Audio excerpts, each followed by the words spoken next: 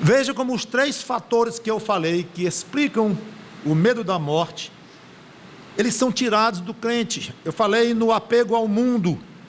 Ora, o crente se desapega ao mundo, ou pelo menos deveria. E vai examinando aí, se você ainda está com medo da morte, olha esses fatores na sua vida. Porque o crente que entendeu o que é ser crente agora, ele realmente deve ter se desapegado das coisas da vida. O patrimônio dele agora virou Deus, seu filho, virou o céu. Tu és a minha porção, a minha herança. É apaixonado por este novo tesouro que ele descobriu e que agora está nos céus. Então as coisas daqui afundam na escala de valores daquele que se converte a Cristo. Se eu sair daqui, ora, o que eu vou pegar lá, o que eu vou me apossar é muito maior. Você não gosta mais do seu filho, não? Gosto. E dos seus pais? Demais. E do seu conforto na sua casa? Gosto. De uma boa comidinha? Gosto também. Eu gosto. Mas eu adquiri uma coisa muitíssimo maior, a tal ponto dessas coisas aqui terem se tornado pequenas. Irmãos, é para ser assim. Vá se examinando aí. Segundo, eu falei da insegurança quanto ao que virá. Ora, para os que creem na Bíblia, é um espetáculo, crê tudo em que ela diz. Você diz assim, o Evangelho às vezes parece estranho para o pecador, o orgulho do homem, porque ele desconcerta. Você não precisa pagar R$1, não precisa fazer um sacrifício qualquer aí. Não, você crê em Cristo e você está absoluto e completamente salvo. Rapaz, isso não é assim. É. Sim, entendi. Aí eu tenho que ser fiel, né? Porque, sabe como é? Se eu não for fiel, lá vai eu, tropeço, caio, perco a salvação. Perde não. Rapaz, tu está me iludindo. Isso é bom demais para ser verdade. Quer dizer que se eu me converter a Cristo, entregar meu coração a Cristo, acabou. Todo o meu problema espiritual, de futuro, de céu, de inferno, de pavor da morte, de eternidade, acabou. Estou absolutamente livre e com um futuro brilhante, lindo, espetacular, inimaginavelmente maravilhoso pela frente. Tudo isso, se eu crer em Cristo e confessar meus pecados a Ele e me tornar submisso a Ele, não é ilusão não, é isso, boas novas, é isso. Então o crente, coitadinho aos olhos do mundo, um pobre ingênuo, que crê numa lenda dessa, de conto de fada, ele sabe que não é lenda, não é conto de fada, e ele crê naquilo com todas as forças da sua alma, morre queimado, cerrado no meio, por aquilo. Então, aquela coisa confusa sobre o futuro, sobre a eternidade, sumiu, e vira o contrário, vira uma certeza muito forte na sua vida. Eu tenho um pouquinho assim de problema com o nome esperança, mas é um nome bíblico, o grego fala disso também, mas eu sempre gosto de colocar, olha, a esperança do salvo é sinônimo de certeza, é uma espera certa. Não é assim, eu fiz uma boa prova e tenho esperança de que eu tirei um 8 e dá para passar. Não é. Essa não é a esperança do salvo, não. A esperança da glória que nós temos não é esta, é uma espera. Como o nome diz, é uma espera, mas uma espera absolutamente certa de que vai acontecer. Sumiu o segundo motivo para ter pavor da morte, que é a insegurança quanto ao que virá. Terceiro, sentimento forte de julgamento. Faz parte do esclarecimento do crente quando ele se entrega a Cristo. Creio o seguinte: quer saber de uma coisa? Esse negócio de julgamento e de uma prestação de contas futura, desde que eu nasci eu tenho isso meio confuso, e que eu tenho um negócio aí muito grande depois. Isso não é uma sensação meio esquisita, não. Isso é fato.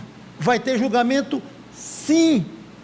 E vai ser muito mais terrível do que o mais apavorado dos seres mortais pode imaginar quanto ao futuro. Porque o Deus diante do qual o ser humano vai estar diante é muito mais santo do que ele pensa.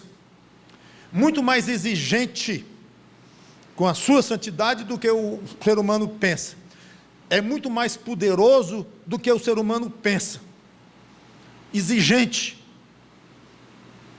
Inflexível com o pecado.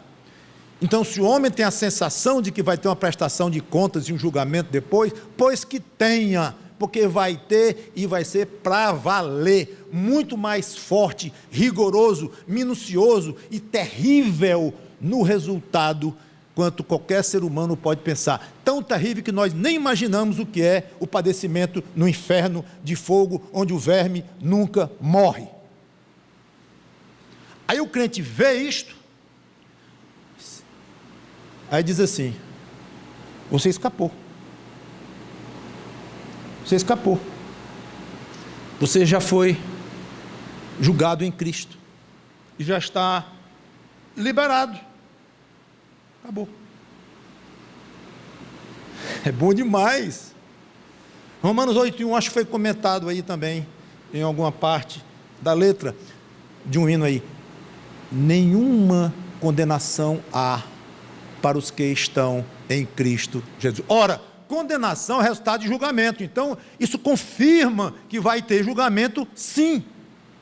Então, não é que o crente, ao se converter, a pessoa se converte e diz: esse negócio de julgamento, que eu tinha tanto medo, não tinha motivo para ter medo, não. Não é assim também, não. Já ouvi desse crente dizer, até parente dizer: ora, se Deus é tão bom, vai quebrar meu galho. Não, então não é assim, não. O crente, agora ele convertido, ele crê na palavra de Deus e se assusta por um momento em ver o tamanho do terror que o ser humano tem pela frente, diante de um Deus santo, um Deus vivo. Aí imediatamente diz: isso aqui foi jogado sobre os ombros daquele ao qual eu acabei de me entregar, o Senhor Jesus Cristo. Ele passou por isto, não exatamente, obviamente ele não está no inferno hoje, está no céu, passou 3 dias morto, mas por ser divino, a infinitude do sofrimento dele é muito maior do que a nossa própria seria. Então ele, mais do que nos substituiu na cruz, carregando sobre si o peso da condenação que estava sobre você, do tal julgamento que o ser humano já nasce com aquela noção dentro de si.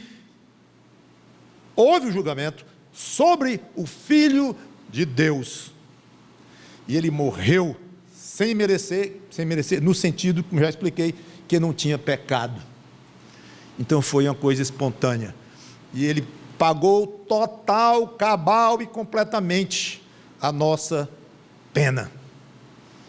Então o crente se livra daquela sensação angustiante de que tem um negócio pela frente. Tem, mas para ele aquele negócio, aquele julgamento, aquele terror passou e se transformou numa aprovação por Deus, de olhar para o crente e dizer assim: interessante, não vejo pecado nenhum em você mais, vire de costa, deixa eu olhar de cima, não consigo mais ver um pecado em você. Irmão, dá vontade de dizer que é ilusão, né? Porque é impressionante. Mas Senhor, em mim, pode não ver o fulano aqui, mas em mim tu não vê pecado. Senhor, coloca uns óculos. Você não imagina, meu filho, os óculos que eu coloquei quando eu olhei para o meu filho Jesus Cristo e vi um ser humano terrivelmente carregado de pecados, não dele, mas dos outros seus. Eu descarreguei, você não imagina o tamanho do poder da minha ira, a ponto de fazê-lo gemer naquela cruz. Meu Deus, por que me desamparaste? Eu fui muito duro com ele. Não foi falta de óculos, nem falta de rigor. Aliás, é exatamente o contrário.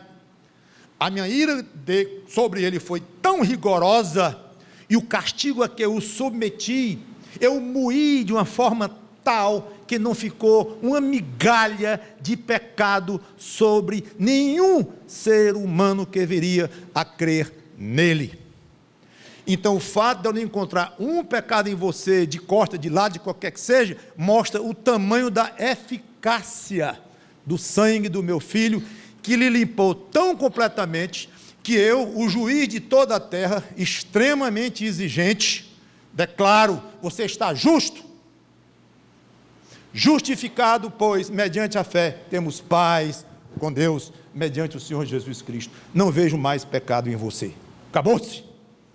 Ora, tudo isso está incluído quando diz que Cristo veio nos livrar da escravidão a que estavam sujeitos ao medo da morte por toda a vida.